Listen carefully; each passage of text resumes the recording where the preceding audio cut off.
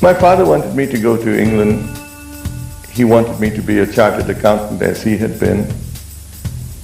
And I was the rebel who wanted to go to the United States, and I wanted to study architecture and engineering. So he didn't like it. Did you have a problem with him over this? No. He accepted your decision? Well, I did it anyway.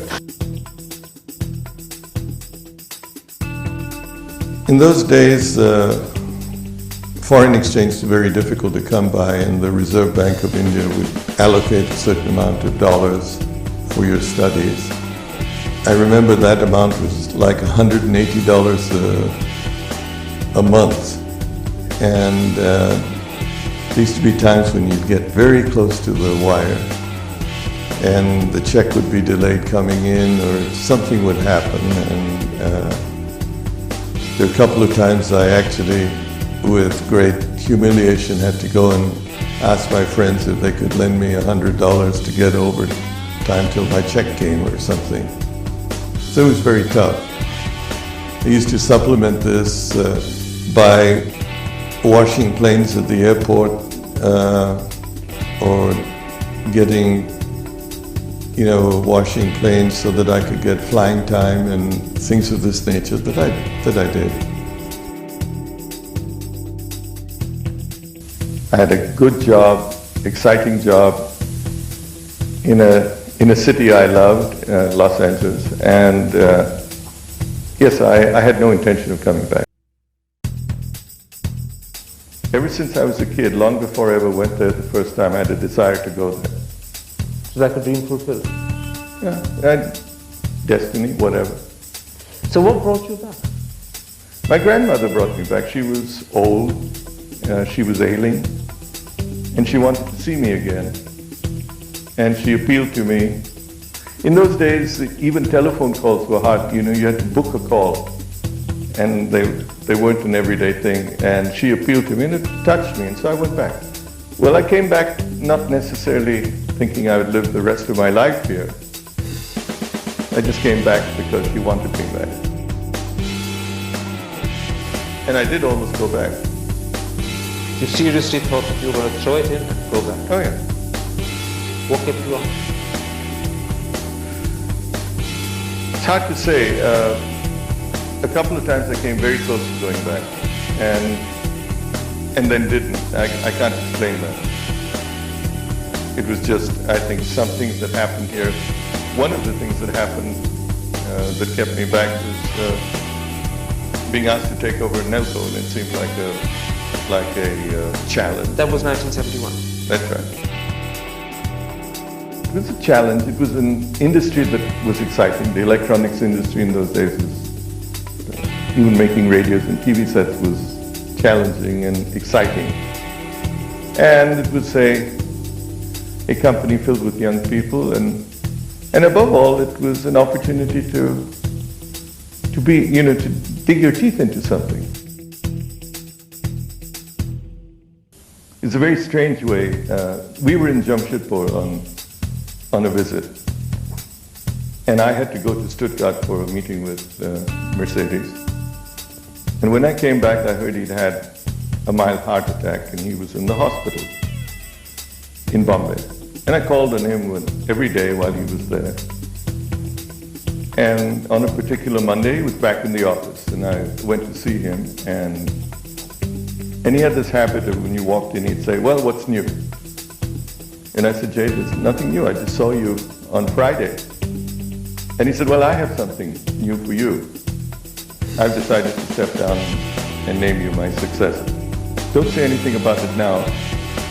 I have to pick an auspicious day to do it." And, Jay was not a superstitious person. He didn't believe in these kinds of things, so I don't know what had come over him. It's not any one single person that's made that happen. It's a team that has worked towards whatever Tatas have done. But it is an unfinished task on the road. A task that I think is a challenging one because there's so much that is happening in the world around us. We needed refocusing and we needed consolidation. And that task is not finished. In fact, I'd say it's barely started. We also needed to have the right to manage, if you might. In many of our companies, our financial stake was very low, and it didn't need to be very high in the days of MRTP. But today, things are different, and I think my own personal feeling is that the right to manage comes with a reasonable stake in your company. The way I look at it and the way I speak to others is that I really would like to go to bed at night or wake up in the morning saying that we have not succumbed, and yet we've been successful.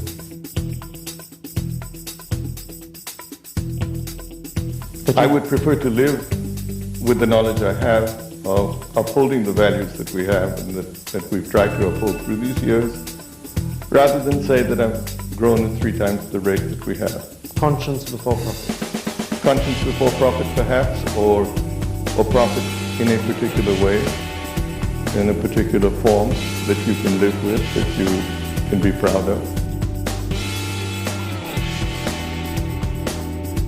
Let's talk a little about yourself.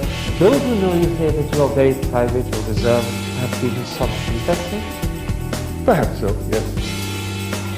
Do you ever feel lonely as a result? Yes, sometimes. And do you welcome it? No, there are times that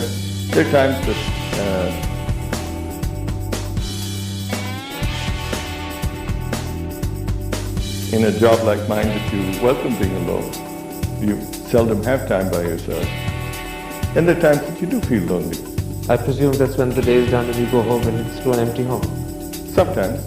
Unfortunately, I'm seldom home.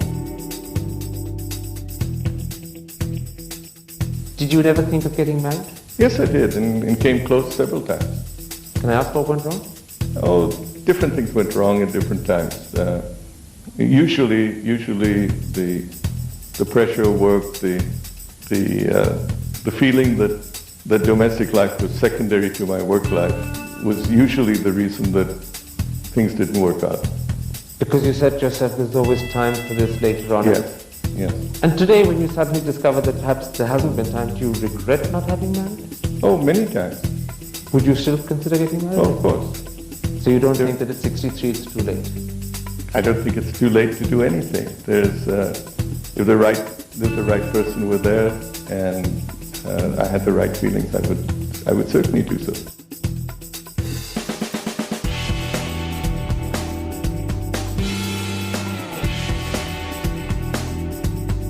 In that sense, mimicking is very much an easy thing. Did you mimic people all the time when you're with your friends? Oh, all the time. Who are the sort of people you mimic? Well, I'll mimic you when I finish with this session. Couldn't you do it just now? No.